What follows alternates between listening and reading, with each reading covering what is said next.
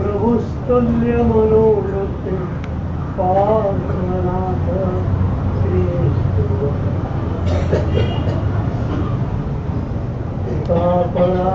पितरे कृपा मंथर तारयो शतवार पात्रयो पत्रम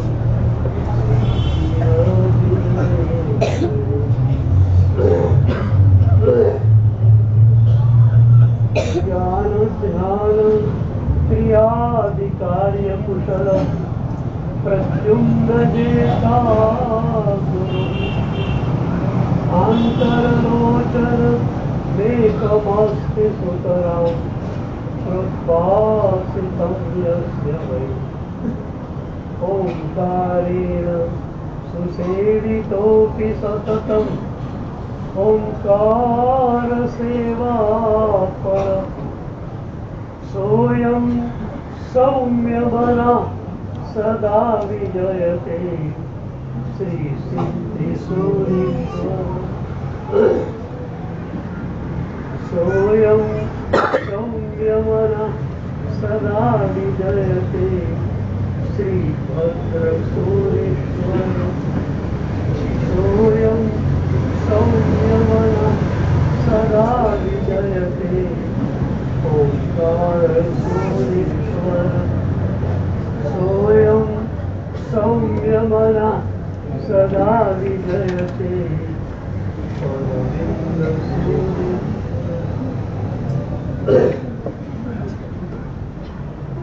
पूज्यपाद प्रेम सूरी दादाना शिष्य यशोदेव सूरी महाराज परमात्माना परम भक्त एक વાર સાહેબ ખંભાતમાં બિરાજમાન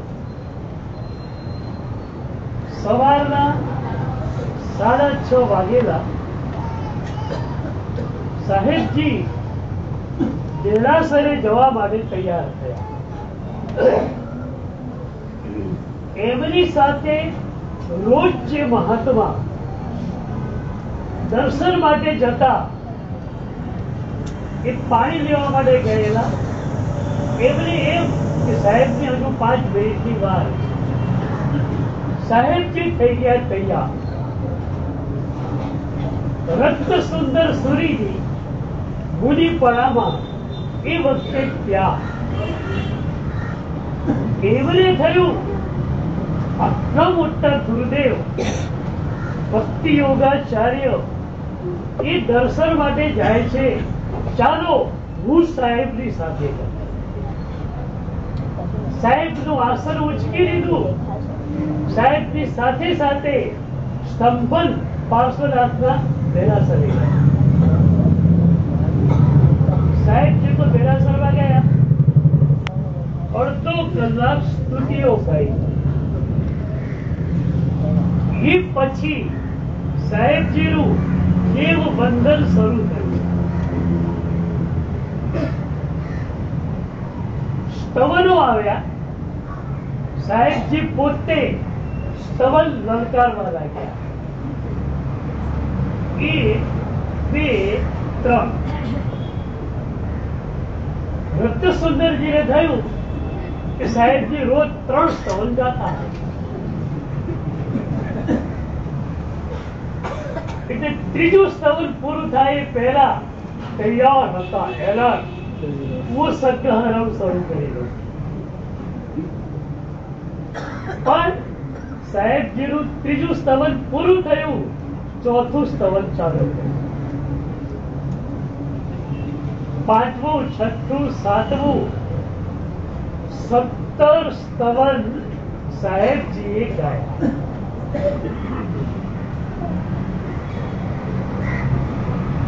સુરેન્દ્ર દાદા ના સાનિધ્યમાં તમે છો. શંકેશ્વર પાર્થનાથ દાદા પણ તમારી બાજુમાં. એ પ્રભુના કેટલા સ્તવન તમને આવડે? બોલો. 360 આવડે તો વર્ષમાં રોજ 9 આપી શકો. 30 આવડતા હોય તો મહિનામાં કમસે કમ એકમ કે અમાવસ્યા સુધી રોજ 9 સ્તવન ગાઈ શકે. એક ને એક સોળ ચંદાજી.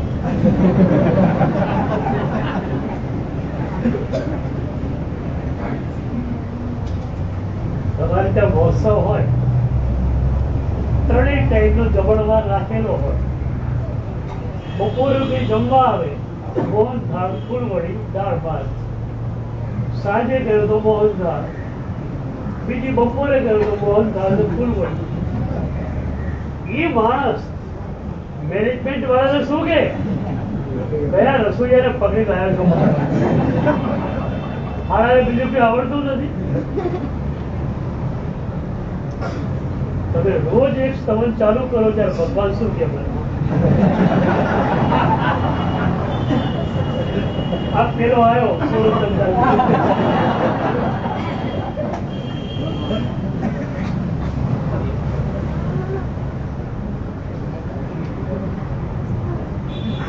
એક બહુ બીજી મજાની વાત કરી. આજે અહીંયા નૌકારસિંહ તમે હોલમાં કે પાંડાલમાં જાઓ નાસ્તો કરવા, તમે એવું નક્કી કરીને જાઓ તો હોલમાં કે પાંડાલમાં જાઉં 7 મિનિટ હું પાછું નક્કી કરી જાઓ. અંદર ગયા, ખુરશી એક ખાલી નથી, 5 મિનિટ ઉભા રહ્યા. ખુરશી ખાલી થઈ, ટેબલ સાફ થયું, તમે બેઠા. એ પછી શું થયું? હું તો 2 ઇડલી ખાઈને ઉભો થઈ જાઉં એવું કરું? પેટ ભરાય નહીં ત્યાં સુધી ખાવાનું, બરોબર? આપણે હાથ જેમ દેરાસરમાં રાખી દઈએ તો મન ભરાય નહીં ત્યાં સુધી સ્તવનો ગાવાય.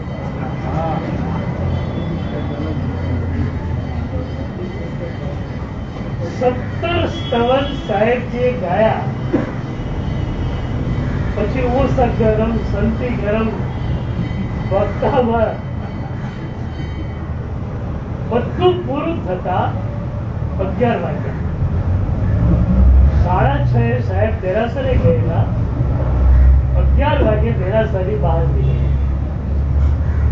સાહેબ દેરાસરની બહાર નીકળ્યા અને સાહેબની નજર રત્નસુંદર ઉપર પડી. અને રત્નસુંદર, તું મારી જોડે આજે આવ્યો છે? તો દેરાસરમાં ગયો, પ્રભુ મારી સામે હતા, તને ભૂલી જ ગયો. પણ તારી નૌકારસીનું શું થયું? રત્નસુંદરજી કે સાહેબ નૌકારસીની વાત ક્યાં કરું છું, તું 7 પોળસી.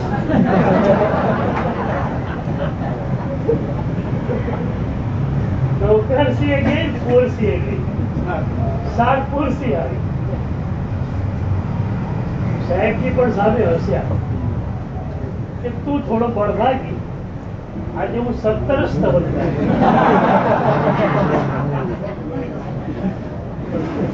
ક્યારેક 21, ક્યારેક 24, ક્યારેક 27 સ્તવન પણ ગાઉં. અને એવું થયું હોત તો તારી પૂરી પડતી.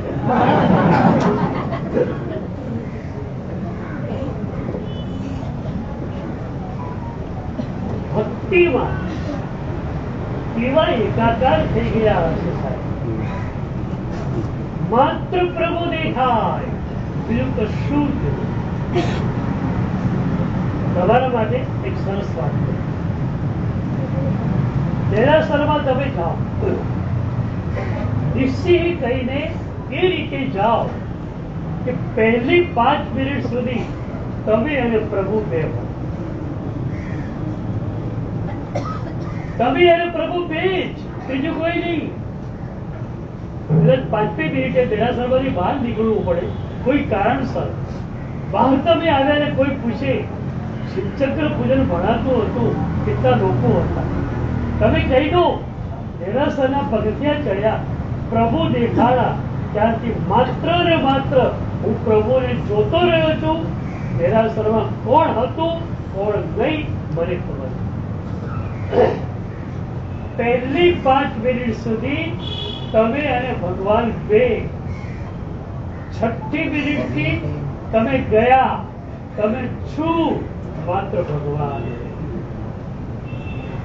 પાણીના ગ્લાસમાં પતાસું નાખ્યું, કેટલી મિનિટ પતાસું રે? 39. સાહેબજી આ રીતે પ્રભુ ભક્તિમાં એકાકાર છે. તમે ભલે 4 કલાક ભક્તિમાં ન આપો, અડધો કલાક આપો, મને વાંધો નથી, પણ એક સૂત્ર યાદ રાખજો, there should be the totality. એ અડધો કલાક અને 10 મિનિટ દેરાસર નહીં, પણ તમે સમગ્રતાથી પ્રભુમાં ડૂબી શકો. આંખ માત્ર પ્રભુની સામે, મન માત્ર પ્રભુની સામે. એ જે અનુભવ તમને થશે અદભુત, તમે ભીંજાઈ જવા. ભક્તિ એટલે હૃદયની ભીંજામાં. દર્શન કરવા ગયા, ભક્તિ કરવા ગયા અને કોરી કોરી આંખો રહી ગઈ. કોરી કોરી આંખે કરાયેલી ભક્તિ પ્રભુને મંજૂર નથી, પ્રભુને સ્વીકાર્ય નથી.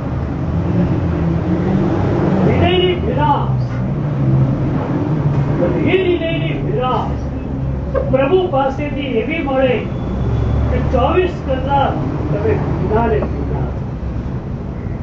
તમારું હૃદય સતત કોમળ રહે.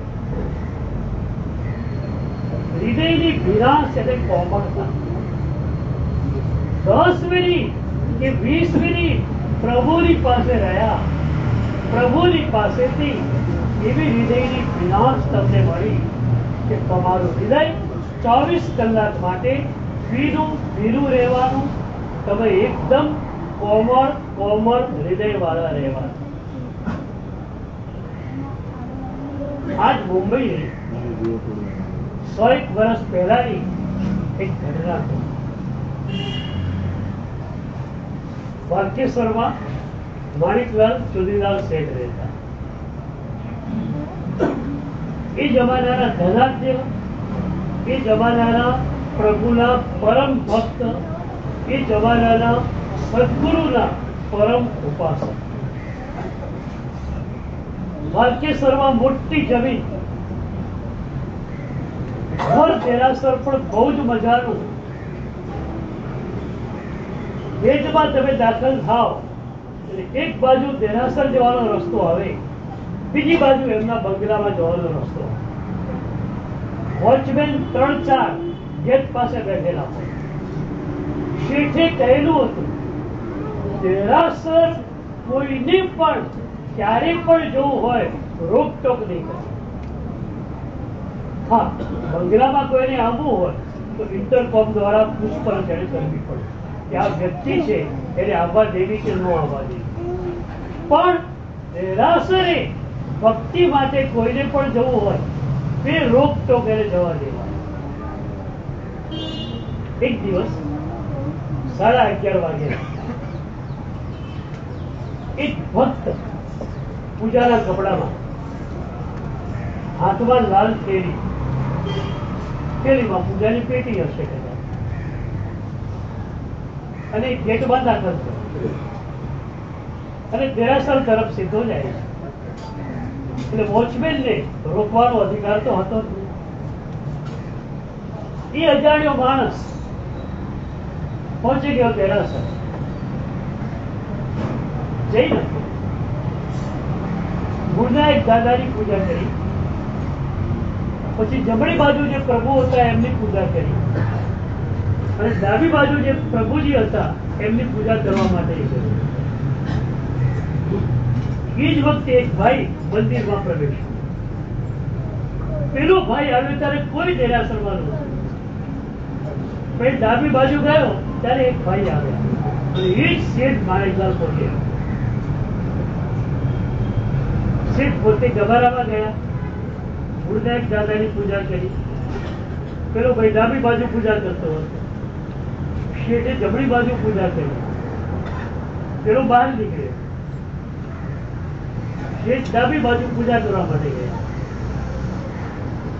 પેલો માણસ જૈન છે અને પ્રભુની ચોરી કરવા માટે આવ્યો. ધાતુના ભગવાન જોઈ ગયેલો એકદમ સોનાના લાગતા હતા અને ભગવાન એને ઉઠાવવાના હતા.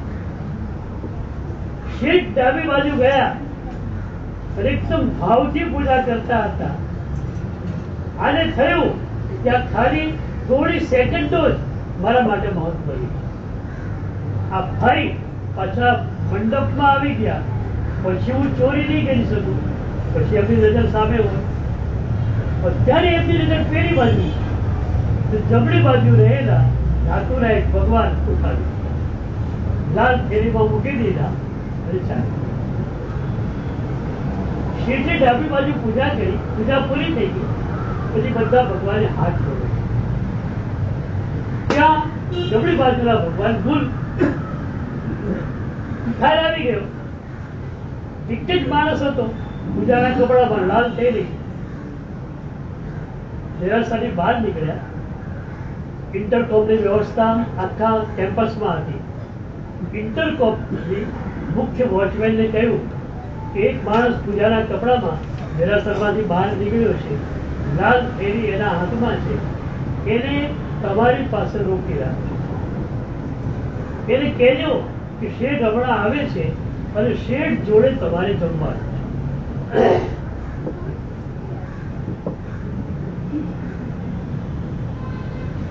એ વાતચીત પૂરી થઈ. પેલો ભાઈ ત્યાં દેખાણો.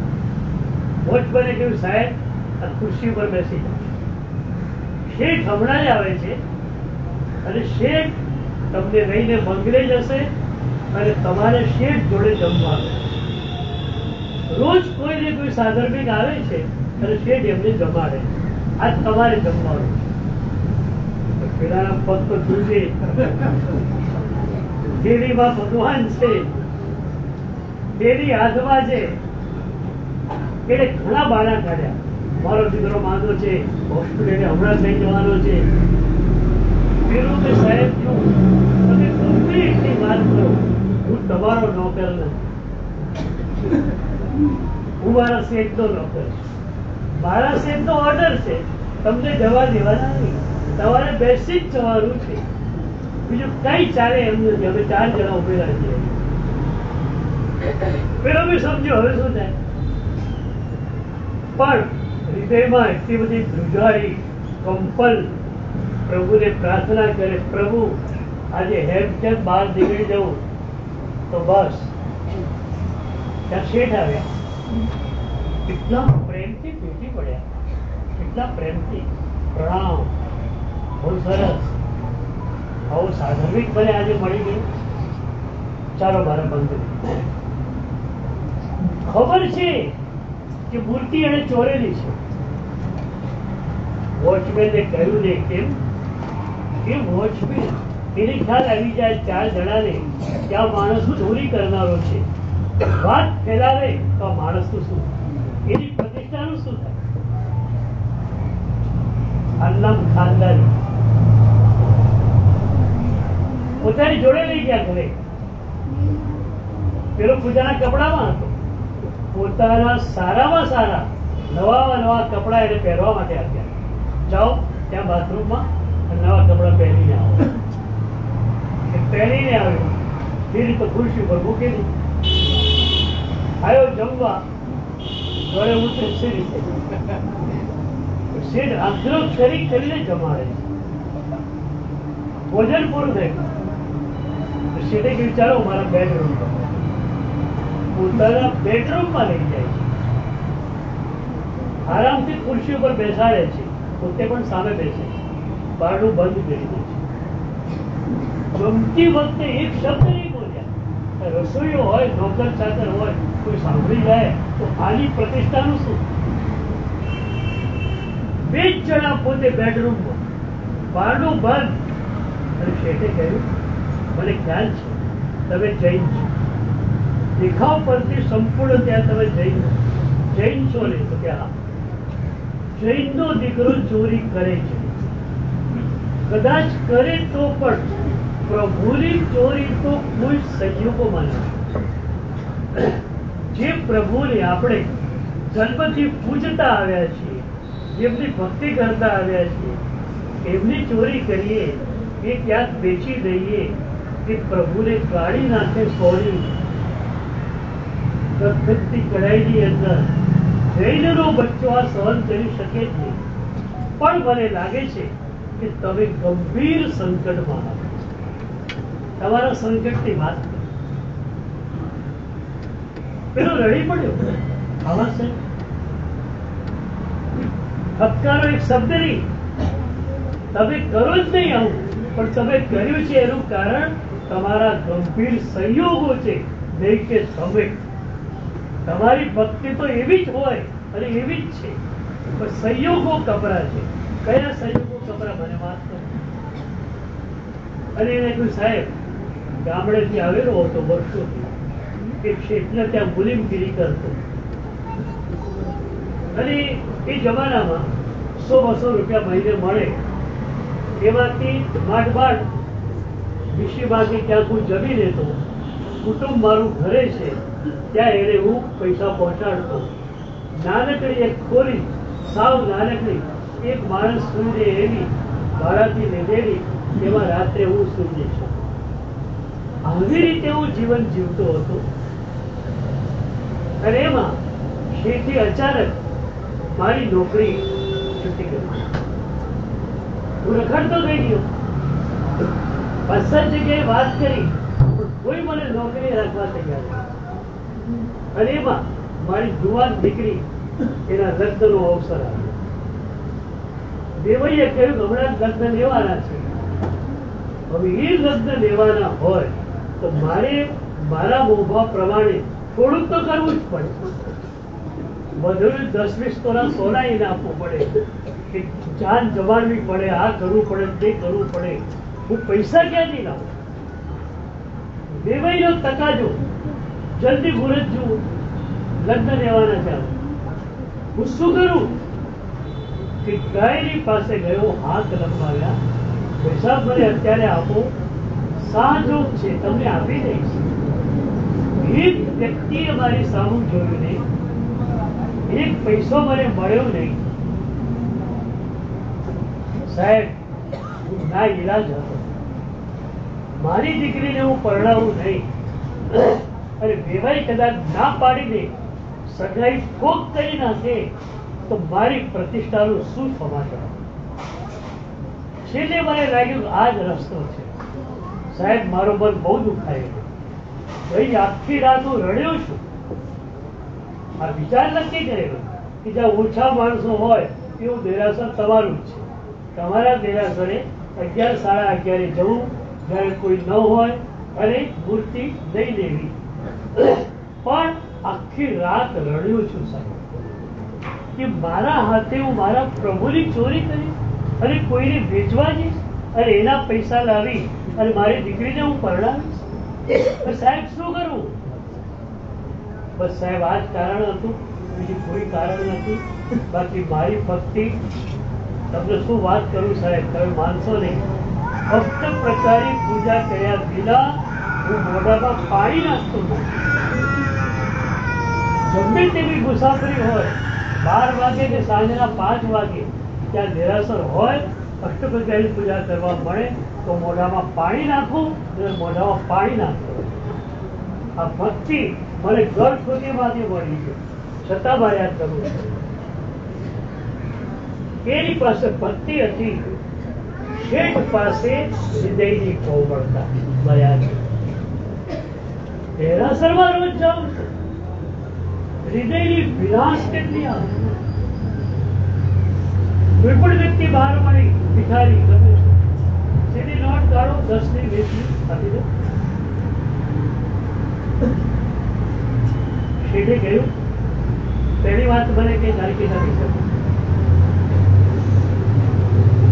માત્ર લગ્ન માટે નહીં લગ્ન ધામધૂમથી કર તારા દેશમાં જા લગ્ન દેવડાવ મહિનો એવો પણ મહિનો રહે અને લગ્ન ધામધૂમથી કર કેટલા જોયું સાહેબ 50,000 તો 5,000 બે 50,000 અને તું લગ્ન પતાવીને આવે અહીંયા એટલે મારે ત્યાં તારી નોકરી થાય અને એ પણ 200 રૂપિયા મહિને નહીં 1,000 રૂપિયા મહિને પેલો કેટલો રાજી થયો તમારા હૃદયની વિનાશ કેટલાને પ્રસન્ન કરી શકે પ્રભુની પાસે આ માત્ર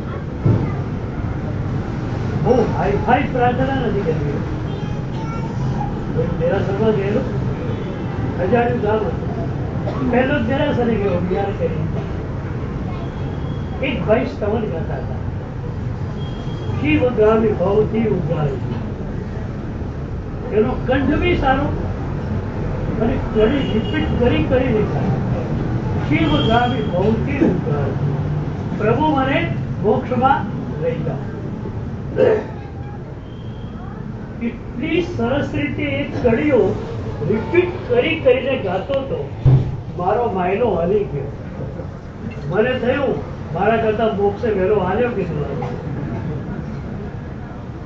મેં એને ધીરેથી ઓઘો બનાવ્યો કે પહેલા આ રજોહરણ વિના મોક્ષમાં જવાતું ચારિત્ર જોઈ તારી બહુ તડપણ હોય તો હું ઉપાસ રહેવા જાઉં એટલે આવી જા આપણે ઘરે દીક્ષા તો પડક્યો પછી ફટાફટ સ્તવન પૂરું કરી દેવે બોલી ભાગ્યો બહાર હું ભક્તિ કરીને બહાર નીકળ્યો ત્યારે બહાર છોકરી જોડે વાતો કરતો ઉભેલો હતો. મેં પૂછ્યું ભૈયા ભગવાનને કહેતો હતો શિવ ગામે ભવથી ઉગાડજો મેં તને રજવાડું બતાવ્યું તું ભાગ્યો કેમ?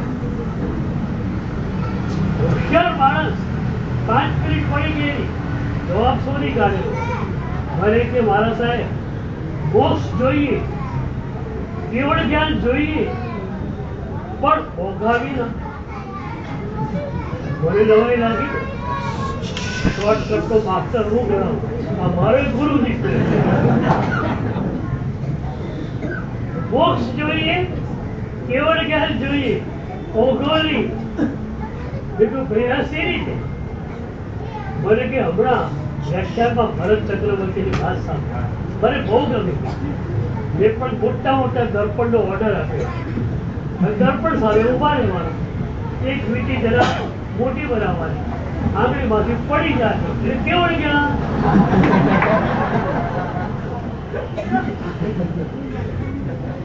મેં કહ્યું પહેલા ભરત ચક્રવર્તીની દર્શિતતાની ધારામાં તને ના લીધી પણ એમની એક આંગળીમાંથી વીંટી નીકળી પછી એમણે શું કર્યું તો મને કે એમણે બધા અલંકારો છોડી